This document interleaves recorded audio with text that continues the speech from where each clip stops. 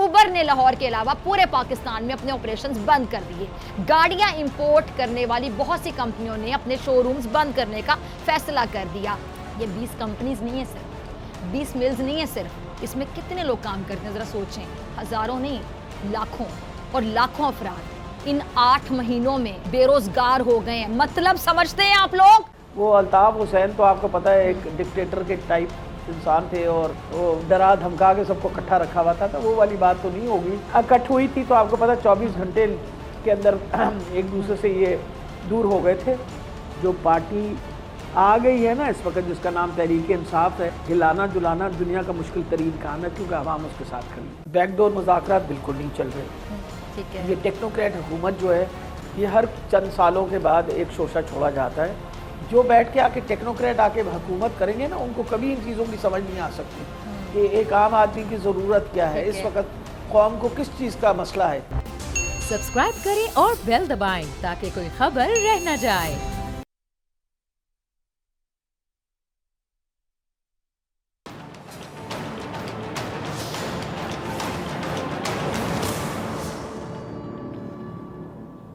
अस्सलामुअलैकुम, आप देख रहे हैं अपना पसंदीदा प्रोग्राम ऐसे नहीं चलेगा। नाज़रीन, साल 2022 को किन लफ्ज़ों में याद करें? क्या यादें छोड़ी हैं इसने? हमने क्या पाया, क्या खोया? ये एक ऐसा साल था जहां सियासी और माशी अदम इस्तेहकाम अपने अरूज पर रहा, जबकि मुल्क में दहशत गर्दी ने भी दोबारा सर उठाना शुरू कर दिया। वही दहशत गर्दी जिसके खात्मे के लिए 80,000 से ज़ायद कीमती जानें मेरे वतन की माओं, बहनों, बेटियों और इस कौम के बहादुर सपूतों ने दी। वही दहशत गर्दी जो दर हकीकत हमारी जंग थी ही नहीं, वो दहशत गर्दी जो हमारा कंधा इस्तेमाल होने की वजह से हमें मिली। 2022 को किन लफ्ज़ों में याद करें? सियासी अनासर और एस्टैब्लिशमेंट के दरमियान होने वाली मुसलसल तकरार ने मुल्क को खाना जंगी की हालत में डाल दिया। 2022 को किन लफ्ज़ों में याद करें? ये वो साल था जब मुल्क की तारीख में पहली बार तहरीक अदम एतमाद कामयाब हुई। एक चलती फिरती फलती फूलती हुकूमत को साजिश और बैरूनी मुदाखलत के ज़रिए घर भेज दिया गया, जिसकी वजह से आज हमारी मईशत बदतरीन हालात से दो चार है। हमारे ऊपर मुमकिन डिफ़ॉल्ट के बादल मंडला रहे हैं। 2022 को किन लफ्ज़ों में याद करें कि इसमें ऐसा कुछ हुआ जिसकी वजह से पाकिस्तान को संगीन अंदरूनी और बैरूनी चैलेंजेस का सामना है। बिजली का बहरान, गैस का बहरान, तवानाई का बहरान, पेट्रोल का बहरान, इसके साथ हमें मुख्तलिफ नौयत के सनती, पैदावारी, ग़िज़ाई बहरानों का सामना है। हर गुजरते दिन के साथ रुपए की कदर में कमी, डॉलर की कदर में इजाफा हो रहा है। क्या इस बेयकीनी की सूरत हाल में इस्तेहकाम हो सकता है? क्या ये मुल्क इन हालात में तरक्की कर सकता है? तो इसका सीधा सा जवाब है, ऐसे नहीं चलेगा। अब हमें नए तजर्बों की बजाय पुराने तजर्बों, तल्ख हकीकत और माजी से सीखना होगा। इस वक्त मुल्क का शायद ही कोई ऐसा सेक्टर हो जो सरप्लस में हो। हम हर तरफ से मसाइल में जकड़े हुए हैं, जिसके ताने बाने बिल आखिर जाकर सियासत से जा मिलते हैं, और इसी वजह से मुल्क में अदम इस्तेहकाम और बेयकीनी की फ़ज़ा, बेयकीनी की सूरत हाल कायम है। साबिक़ वज़ीर आज़म और चेयरमैन पाकिस्तान तहरीक इंसाफ इमरान खान साहब ने नए साल के आगाज़ पर पूरी कौम से अपील की है कि मुश्किल की इस घड़ी में मुल्क छोड़कर जाने के बजाय मुल्क में रहकर मुकाबला करें, मुल्क को कौम की तरक्की में अपना किरदार करें।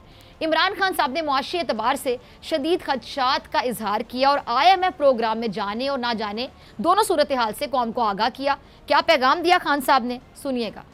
जी, तो इमरान खान साहब ने 2023 में मुल्क को दरपेश सियासी और मुआशी चैलेंजेस के हवाले से खदशात जाहिर किए हैं, और जो मौजूदा हुकूमत है और वफाकी वज़ीर ख़जाना इसहाक़ डार साहब IMF प्रोग्राम के हवाले से अपनी कोशिशें जारी रखे हुए हैं, और ये उम्मीद दिला रहे हैं कि प्रोग्राम की बहाली और मुआशी हालात में भी मुल्क डिफ़ॉल्ट नहीं करेगा, जिससे जो दीगर माहिरीन मईशत हैं वो इत्तफाक नहीं करते।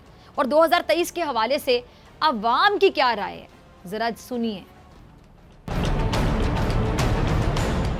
आप नए साल में भी आ गए, नए साल में भी नई खुशखबरियाँ मिलेंगी।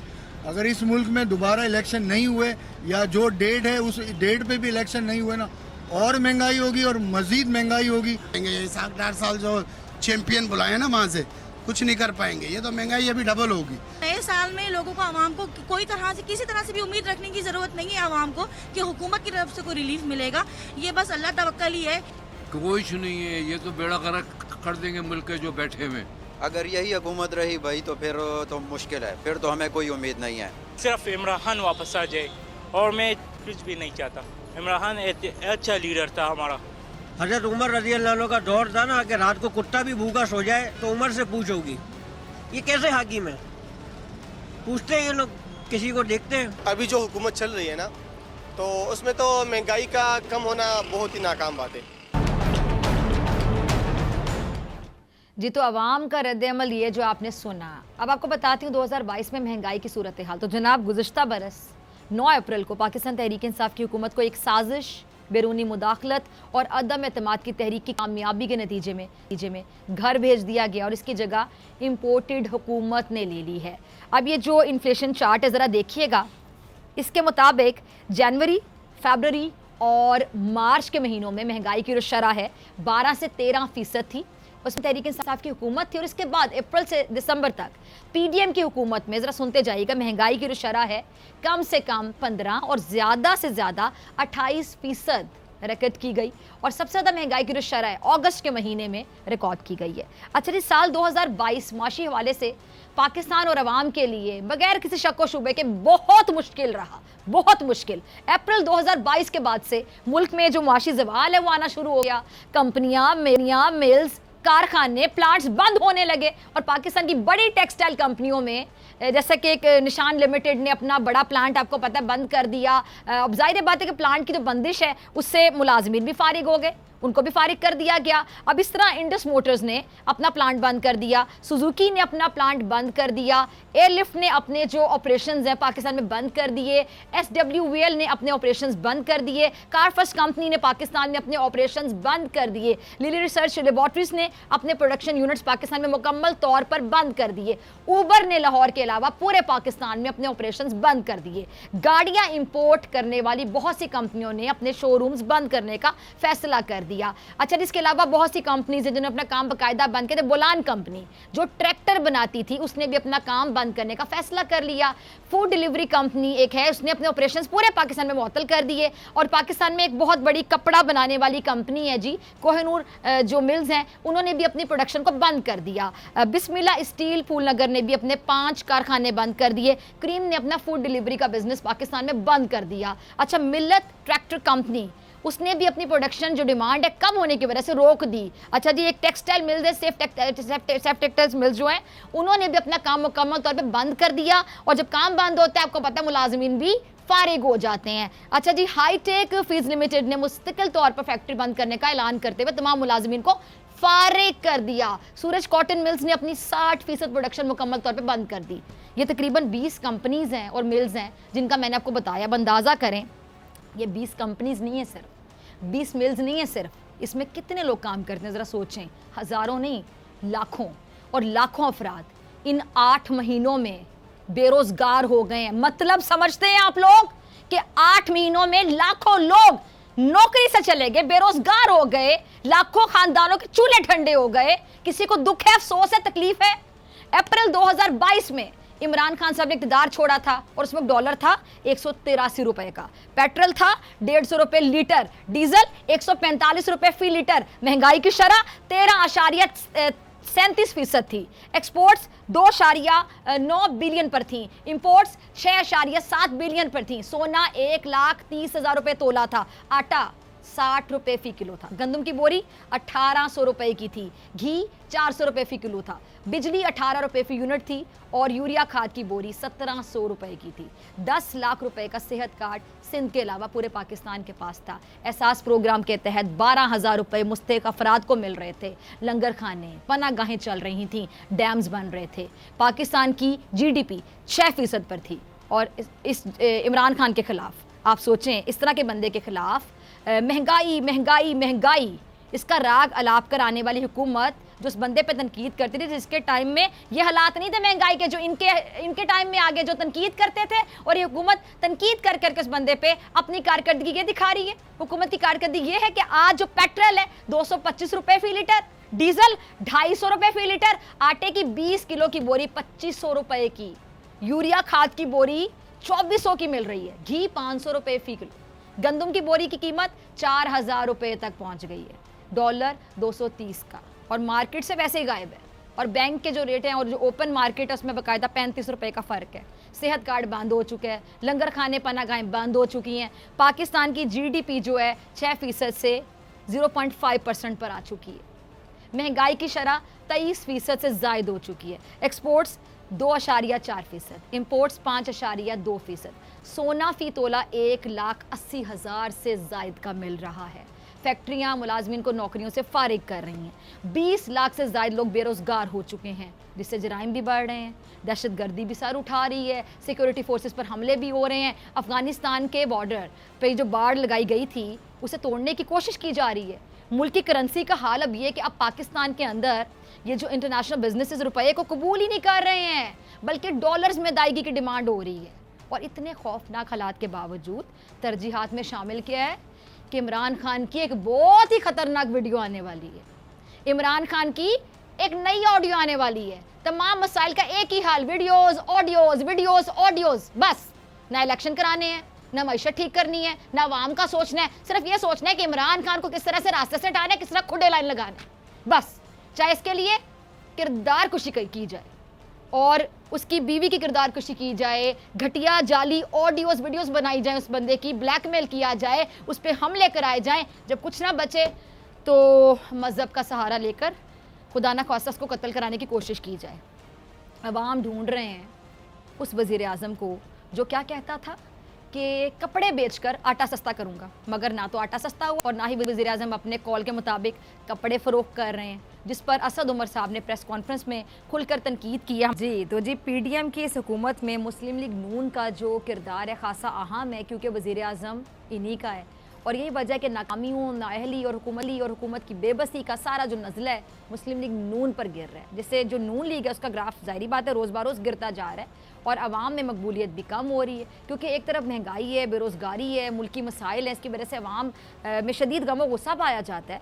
जबकि जो सियासी आप कह लें कि महाजराई है, उसमें भी नून लीग को खासी हजीमत का ही सामना करना पड़ रहा है। और आज एक और ख़बर सामने आई है कि जी मुस्लिम लीग नून ने जो स्पीकर सफ्तान खान साहब और डेप्यूटी स्पीकर पंजाब असम्बली है उनके खिलाफ तहरीक अदम एतमाद जो थी जी वो वापस ले ली है। ज़राए के मुताबिक नंबर पूरे ना होने पर नून लीग ने तहरीक अदम एतमाद जो है वो वापस ले ली है। और साबिक सदर आसिफ अली जरदारी साहब और नून लीग की लाख कोशिशों के बावजूद पीटीआई और काफ लीग के जो अरकान जो तोड़े नहीं जा सके, अब बड़ा क्लियर हो गया। और ज़राए के मुताबिक जो अरकान पंजाब असम्बली हैं वो तोड़ने में नाकामी पर स्ट्रैटेजी या हिकमत अमली की तब्दीली के नाम पर स्पीकर और डेप्यूटी स्पीकर के खिलाफ जो तहरीक अदम एतमाद है वो जी वापस ले ली गई है, क्योंकि पंजाब असम्बली में पाकिस्तान तहरीक इंसाफ के इत्तेहाद को वाज़ेह बरतरी हासिल है।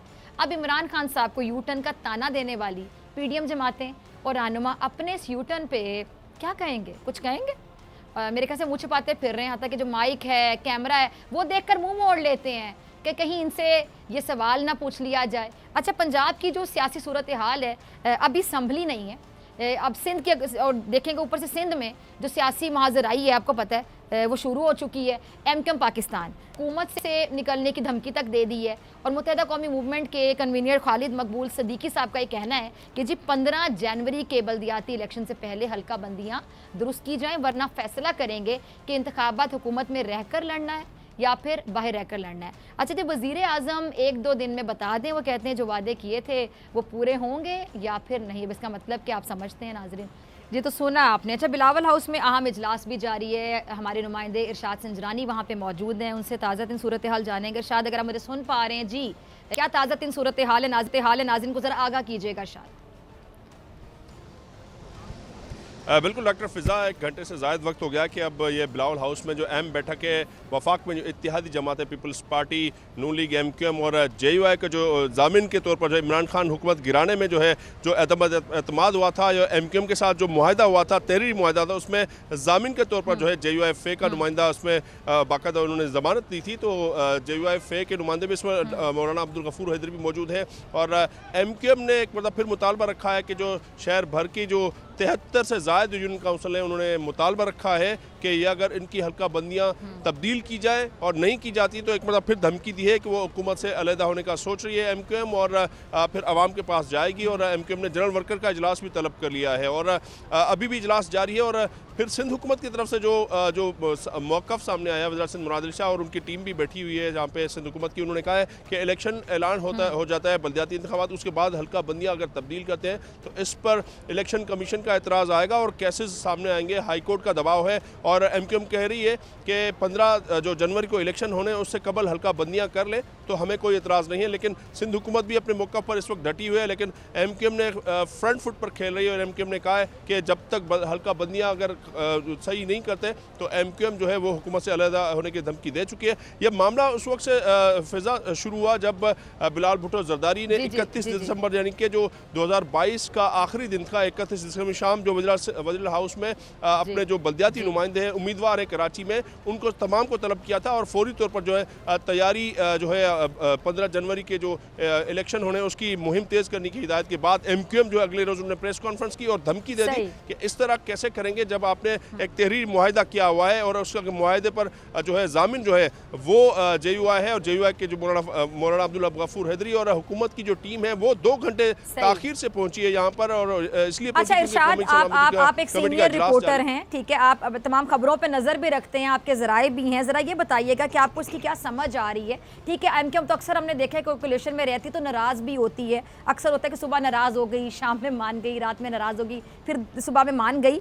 अभी आपको ये मामला कितना सीरियस लग रहा है? क्योंकि जो MQM कि आप मुख्तलिफ धड़ों की ज़रा अगर बात कर लें, MQM देख लें, जो PSP देख लें, दीगर जो धड़े हैं उनके रहनुमा जो हैं, अगर ये मुख्तलिफ धड़े जो हैं ये इकट्ठे हो जाते हैं तो क्या आप इनको स्ट्रॉन्ग देखते हैं वहाँ पे, खासतौर पे जो बटने वाला धड़ों में मुहाजिर वोट बैंक है, क्या ये फिर से सिंध में स्ट्रॉन्ग हो सकता है, मजबूत हो सकता है, खासतौर पे शहरी इलाकों की अगर मैं बात करूँ? और सिंध हुकूमत क्या इस बात को, ये पीपल्स पार्टी खासतौर पर अगर मैं बात करूँ तो ये इस बात को, इस सिचुएशन को भांप रही है कि MQM के एतमाद की, कॉन्फिडेंस की असल वजह क्या है?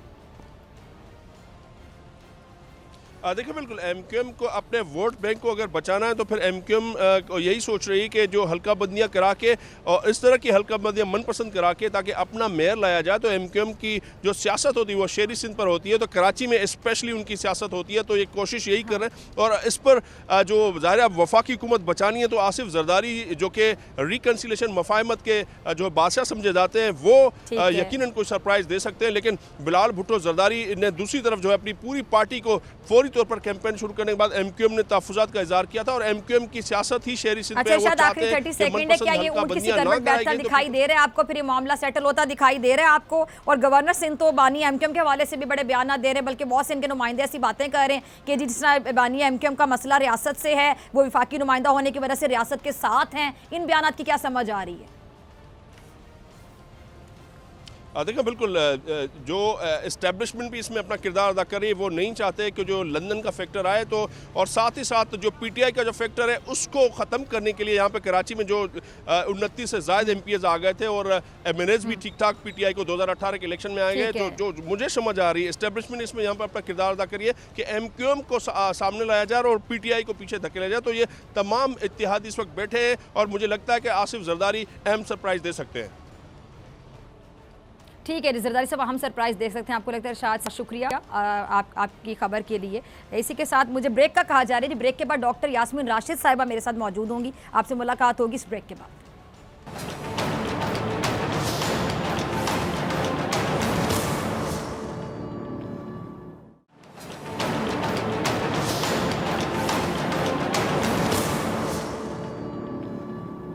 वेलकम बैक नाजरीन। साल 2022 बहरानों की जद में रहा और बहरानों के साथ ही गुजर गया। अब नए साल का आगाज़ है, सियासी अदम इस्तेहकाम भी बरकरार है, हुकूमत मुद्दत पूरी करने पर बाजिद भी दिखाई दे रही है। क्या नया साल होगा आम इंतखाबात का साल? तहरीक अदम एतमाद पर वोटिंग कब होने जा रही? इन सब पे बात करने के लिए मेरे साथ मौजूद मेहमान मौजूद हैं डॉक्टर यास्मीन राशिद साहिबा, किसी तारुफ की मोहताज नहीं। डॉक्टर साहब बहुत शुक्रिया ज्वाइन करने के लिए, वक्त देने के लिए। डॉक्टर साहब जो असम्बली हैं ये कब तहलील हो रही हैं? पंजाब असम्बली का जो 9 जनवरी को इजलास तलब किया गया है, क्या 9 जनवरी को ही परवेज़ इलाही साहब एतमाद का वोट लेने जा रहे हैं?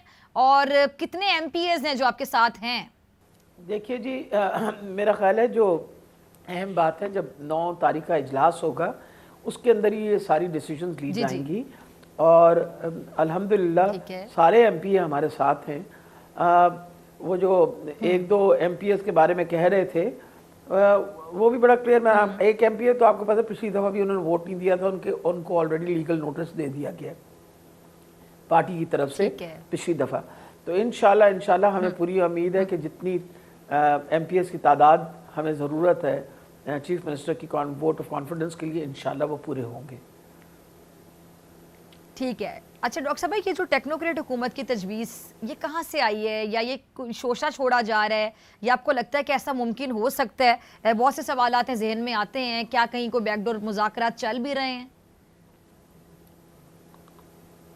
देखिए, नंबर 1 बैकडोर मुज़ाकरात बिल्कुल नहीं चल रहे। नंबर 2, ठीक है, ये टेक्नोक्रेट हुकूमत जो है ये हर चंद सालों के बाद एक शोशा छोड़ा जाता है। और ये मैं आपको बताती चलिए, मैं खुद एक टेक्नोक्रेट हूँ, लेकिन मैं टेक्नोक्रेट के साथ एक सियासी इंसान भी हूँ। आपको जी बहुत अहम चीज़ है कि ये काम पॉलिटिशियंस ही कर सकते हैं, वही कौम की नब्ज़ भी समझते हैं, वही कौम की जो ज़रूरियात हैं उनके मुताबिक काम करते हैं। तो ये तो बिल्कुल गलत बात है कि एक टेक्नोक्रेट को आप वहाँ बिठा दीजिए और आप उससे उम्मीद रखें कि उसको एग्जैक्टली पता है कि लोगों की क्या ज़रूरत है। अब देखिए ना, मैं आज फॉर एग्ज़ाम्पल आज की मैं बात आपसे करती हूँ। आज मैं अपने हलके में फिर रही थी। अब मैं अपने हलके में जब फिर रही थी तो जो उनकी मसले मसाइल हैं वो मेरे सामने आए। अब जैसे उन्होंने मुझसे जिक्र किया, बाकी बातों के बाद मैं सेहत कार्ड के ऊपर उनसे बात कर रही थी तो मुझे कहने लगे कि डॉक्टर साहिबा बिल्कुल हमारे यहाँ गैस नहीं आ रही। अब मुझे तो पता है ना कि गैस का बुरहान है। अब मैं उनको तसल्ली भी अगर दूं तो मैं क्या तसल्ली दूं? मैंने उनको यही कहा, मैंने कहा देखिए ये काम तो बहुत पहले हमें इसके बारे में सोच के, और क्योंकि एक्सपेक्टेड था कि सर्दियां जब बढ़ेंगी तो बुरहान आएगा तो फेडरल गवर्नमेंट को कुछ करना चाहिए, तो वो तो इतना बुरा भला कर रहे थे, इस वक्त कह रहे थे इस बात पे। ये सारी चीज़ें तो तब पता चलती है ना जब आप हल्के में जाएंगे, आप लोगों की बात सुनेंगे। जो बैठ के आके टेक्नोक्रेट आके हुकूमत करेंगे ना, उनको कभी इन चीज़ों की समझ नहीं आ सकती कि एक आम आदमी की ज़रूरत क्या है, इस वक्त कौम को किस चीज़ का मसला है। लेकिन ये बात ज़रूर है कि हम जो सियासतदान हैं हमें भी पूरी कोशिश करनी चाहिए कि हमें टेक्निकल नो हाउ ज़रूर आनी चाहिए। मुझे बहुत फ़ायदा हुआ कि मैं एक डॉक्टर के होने की वजह से मुझे अपनी मिनिस्ट्री की शायद बेहतर समझ इसी वजह से आई, क्योंकि मैं खुद इस सारे सिलसिले में से गुजरी हूँ, मैं खुद इस डिपार्टमेंट में काम करती रही हूँ, तो बहुत हद तक मुझे कुछ अंदाज़ा है कि वक्त कैसे क्या क्या ज़रूरतें होती हैं। और उसी की वजह से अल्हम्दुलिल्लाह मुझे पता था कि फैकल्टी का इतना बड़ा मसला बना हुआ है, लोग जो हैं वो प्रमोट नहीं होते, तो हमने प्रमोशन का सिलसिला शुरू कर दिया। या हमारे जो ह्यूमन रिसोर्स है वो कम है तो हमने ह्यूमन रिसोर्स एम्प्लॉय की। अस्पतालों के हालात ख़राब हैं तो अल्हम्दुलिल्लाह हम 23 अस्पताल बना रहे हैं। आज 2 अस्पताल तैयार होके काम भी करना शुरू कर दिया। तो ये सारी चीज़ें टेक्नोक्रेट को नहीं पता चलने लगी। वो आके एक टेक्नोक्रेट के पास तो एक नॉलेज होती है जिसको of course they can be your consultants, आप उनको अपने साथ रख के और दूसरा उन्होंने दोबारा अवाम में नहीं जाना होता ना डॉक्टर साहब, एक ये भी बड़ा प्रेशर होता है अवामी नुमाइंदों पे कि हमने दोबारा अवाम में जाना है वोट के लिए, अवाम को फेस करना है, अवाम को जवाब दें। और आपने जवाबदेह होना है। देखिए ना, जवाबदेह होना है। आज ही की मैं बात आपको बताऊं कि मैंने जब सेहत कार्ड की बात उनसे करती हूँ तो वो इतने खुश होते हैं मेरी बात सुन के, कहते नहीं डॉक्टर साहब हमने ये सेहत कार्ड इस्तेमाल किया, ये तो आपने बड़ा ही अच्छा किया, हमें अब कोई फिक्र नहीं रही। मैं फीडबैक ले रही हूँ ना उनसे जाके, जिन चीज़ों में वो उनसे नाराज़ हैं उससे तो लोग बहुत नाराज़गी का भी जिक्र करते हैं, जिससे खुश हैं उससे बात करते हैं। हाँ जी बिल्कुल।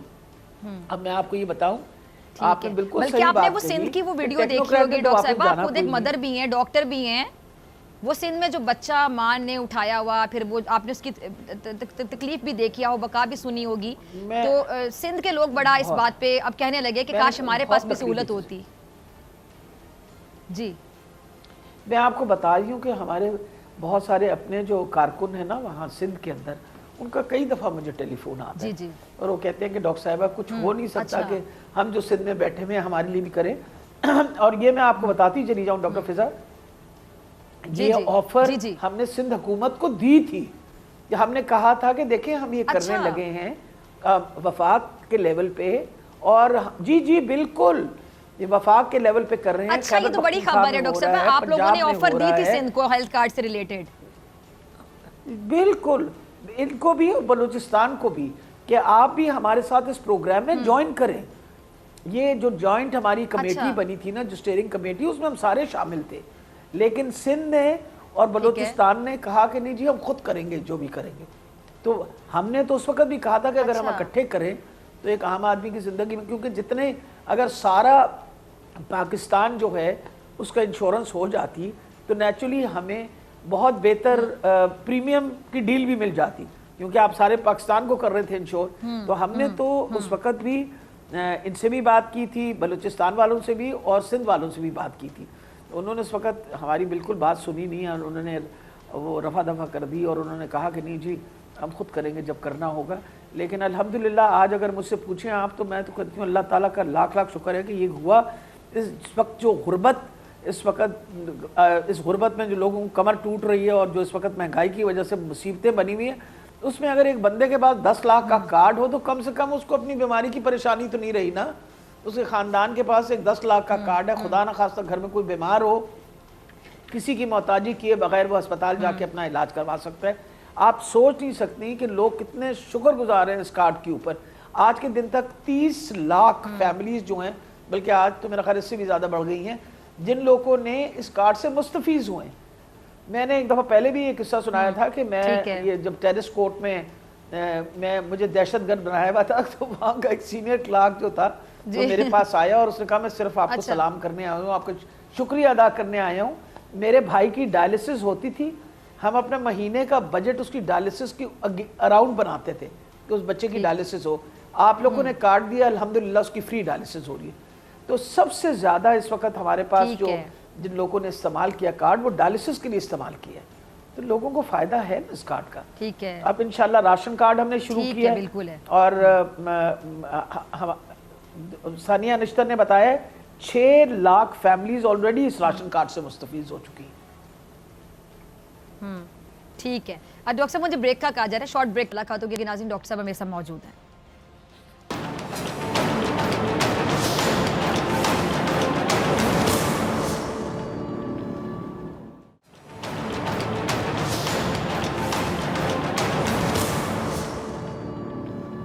वेलकम बैक नाज़रीन, डॉक्टर यास्मीन राशिद साहब मेरे साथ मौजूद हैं। डॉक्टर साहब अच्छा जो मुत्तहिदा कौमी मूवमेंट के तहफ़्फ़ुज़ात हैं ये क्या हैं? ये वैसे कोलिशन में रह के अक्सर नाराज़ हो जाते हैं, फिर मान भी जाते हैं। अब इनके जो तहफ़्फ़ुज़ात हैं गवर्नमेंट से वो आपको क्या समझ आते हैं और ये किन नुकात पे बेसिकली जो MQM और पीपल्स पार्टी इनका जो बेसिक तनाज़ा आपको क्या समझ आ रहा है? देखिए मेरा ख्याल है इनका जो बेसिक तनाज़ा है वो तो इस बात पे है कि जो डिलिमिटेशन एक्सरसाइज हुई है उनके मर्जी के मुताबिक, जो सेंसस है उनकी मर्जी के मुताबिक नहीं हुआ, तो लोकल गवर्नमेंट के ऊपर इनका तनाज़ा जो है वो निकल आया। लेकिन ये है कि मैं तो पहले भी कभी नहीं एक्सपेक्ट कर रही थी कि इस तरह की जो आपको पता है वो अनहोली अलायंस है, मैं तो उसको अनहोली अलायंस कहती हूँ कि जिस तरह के ये इकट्ठ होके और इनका सिर्फ एक ही मकसद था इमरान खान को निकालना। एंड ऑफ द डे जो किसी का काम नहीं बना, वो जो मेरा ख्याल है जो इनसे लिखे हुए वादे किए थे PDM वालों ने मिल के, वो इनके वादे नहीं पूरे किए, तो शायद इस वजह से अब उनकी नाराज़गी हो गई है। और दूसरी बात है कि आपको पता है अब पूरी स्कीम बन रही है कि किस तरह MQM को इकट्ठा किया जाए, क्योंकि अब ख़तरा पड़ा हुआ है ना कि Tehreek Insaf will definitely perform much better than its previous record, और वो 2/3 मेजॉरिटी लेगी। तो उनको अब कराची की भी फिक्र पड़ गई है अपनी तरफ। जो भी हैं जो भी इस सिलसिले को चला रहे हैं उनकी कोशिश है कि भाई MQM भी इकट्ठी हो जाए। तो ये सारी चीज़ें को किसी से ढकी छुपी तो है नहीं।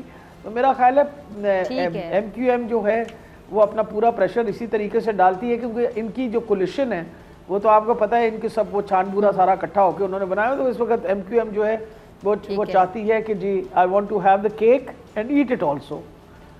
ठीक है। और डॉक्टर साहब ये सब इकट्ठे जो हुए तो आपने इसके अलायंस के बारे में तो आपने ये एक टर्म यूज़ की, लेकिन ये जो MQM PSP जो मुख्तलिफ धड़े हैं ये अगर इकट्ठे होते हैं तो इनके मिलने से आपको लगता है कि जो ये क्या कहें कि जो महाजिर वोट बैंक है, मुख्तलिफ धड़ों में बटने वाला जो महाजिर वोट बैंक है, आपको लगता है वो मजबूत होगा, स्ट्रॉन्ग होगा? और ये जो बानी MQM है उनके हवाले से भी काफ़ी बातें गर्दिश कर रही हैं, जैसे कि गवर्नर सिंध साहब ने कहा है कि जी बानी MQM का मसला रियासत से है, वो वफाकी नुमाइंदा होने की वजह से रियासत के साथ हैं। कामरान टसूरी के अलावा जो बाकी रहनुमा है वो भी ऐसा ही मौके पेश कर रहे हैं। आप मेरा ख्याल है डॉक्टर फिजा आपको भी पता है और मुझे भी पता है ये मौक़िफ़ कहाँ से पेश हो रहा है, इनको क्यों इकट्ठा किया चला जा रहा है। ये भी उनका भी आप देखिएगा जो टूट फूट, क्योंकि none of the leaders are strong enough. वो अल्ताफ़ हुसैन तो आपको पता है एक डिक्टेटर के टाइप इंसान थे और उन्होंने इन सारों को जिस तरह कोर्स करके ना वो डरा धमका के सबको इकट्ठा रखा हुआ था, तो वो वाली बात तो नहीं होगी। आप देखिएगा ये वो चंद दिनों की पिछली दफ़ा भी जब इनकी इकट्ठ हुई थी तो आपको पता 24 घंटे के अंदर एक दूसरे से ये दूर हो गए थे, इसलिए कोई ऐसे हमें परेशानी बिल्कुल नहीं है। इस तरह की तोड़ फोड़ जो है, जो भी कर रहे हैं उनको ये सबक सीख लेना चाहिए कि आप जितनी मर्जी तोड़ फोड़ कर लें, जो पार्टी आ गई है ना इस वक्त जिसका नाम तहरीक इंसाफ है, उसको इस वक्त हिलाना जुलाना दुनिया का मुश्किल तरीन काम है, क्योंकि आवाम उसके साथ खड़ी है। ठीक है। अच्छा डॉक्टर साहब, एक और चीज़ ओन चौधरी साहब ने कहा है कि जी इमरान खान साहब को सादिक और अमीन करार सियासी इंजीनियरिंग की गई है और इमरान खान के कहने पर जहांगीर तरीन को नाअहल भी किया गया था। ओन चौधरी साहब ऐसा कह रहे हैं, और ये जो साबिक चीफ जस्टिस साकिब निसार साहब हैं वो इन इल्ज़ामात की तरदीद ऑलरेडी कर चुके हैं। तो आपकी जो जमात है क्या कोई कानूनी चारा जोई का इरादा रखती है इस हवाले से? मैं ओन चौधरी भी, मैं क्या मेरे मुंह से कोई ऐसी बात करना नहीं चाहती, अल्लाह ताला माफ़ रखे। उनसे उनकी आपका पता है किसी स्टेटमेंट की कोई अहमियत है? मेरे सामने तो कोई अहमियत नहीं है। वो पहले वो जहांगीर तरीन के छोटे से फिर छोटे चमचे थे, वे बड़े चमचे बने, और फिर उनका यही काम था, ये जो तोड़ फोड़ का काम जहांगीर तरीन करते हैं उनके साथ मिलके। तो उन बेचारे की अपनी तो कोई हैसियत नहीं है ना, जो वो हिज मास्टर्स वॉइस, वो जो बोल रहा होता है वो वही बोल रहा होता है, जो जहांगीर तरीन उनको फीड करते हैं वो बोल लेते हैं। और चौधरी की क्या, is not important at all, where I am concern is not an important. ठीक है डॉक्टर साहब, ठीक है, आखिरी 1 मिनट है मेरे पास। ये इकोनॉमी के हवाले से मैं बात करना चाहूँगी। जो माशी सूरत हाल है बद से बदतर होती चली जा रही है, ज़र मुबादला के जो ज़खायर हैं उनमें मुसलसल कमी हो रही है। खुदा न खासा ऐसी बातें हो रही हैं कि डिफ़ॉल्ट शायद हो चुका है, ऐलान होना बाकी है। तो डिफ़ॉल्ट हो जाए मुल्क, या खुदा ना खासा दिवालिया और ये सुन के इतनी तकलीफ़ होती है, क्योंकि वतन से मोहब्बत, ज़ाहिर बात है सबको मोहब्बत होती है। इस पॉइंट पर ये जो माशी बेहतरी के लिए ख़ास तौर पे सियासी जमातें क्यों नहीं एक पेज पर आ जाती, मुत्तफ़िक क्यों नहीं हो जाती हैं? क्या जो सियासत है वो रियासत से बढ़कर है, इनके लिए वतन से बढ़कर है? नहीं, मेरा ख्याल है बिल्कुल नहीं है। और इसीलिए इमरान खान साहब ने, आपको पता है, एक बड़ी वाज़ेह स्टेटमेंट दी है कि आप IMF से जितनी जल्दी हो सके अपनी डील सेटल कर लीजिए। वजह यह है कि किसी तरीके से भी हमें डिफ़ॉल्ट में नहीं जाना चाहिए। उन्हीं के साथ अपने आप लोन की बात करनी, ये ना हो कल हमारे एसेट्स बिकने शुरू हो जाएं और हम उनको संभाल ना सकें। तो ये मुल्क के साथ हमदर्दी की वजह से ये बात की जा रही है ना, दिस इज़ द रीज़न। तो मेरा ख्याल है व्हाट इज़ इम्पॉर्टेंट कि आप ये पहले दिन से जो अपनी तरफ से कह रहे थे ना कि कुछ जादू की छड़ियाँ लाएंगे, डार साहब आएंगे, इनके पास कोई ऐसी जादू की छड़ी है जो हिलाएंगे और सारी इकॉनमी ठीक हो जाएगी। इकॉनमी की जो थोड़ा बहुत हालात है वो भी इन्होंने बेड़ा गर्क कर दिया।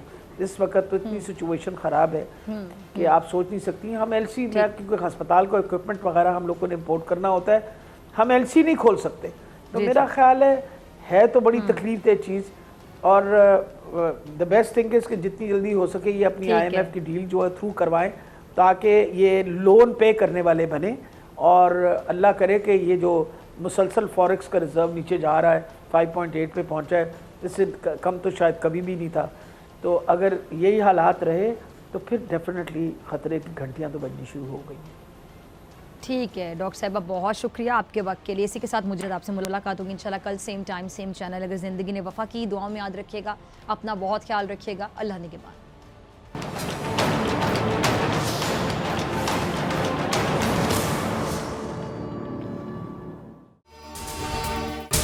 अगर आपको ये वीडियो पसंद आई तो सब्सक्राइब करें और बेल आइकन पर क्लिक करें।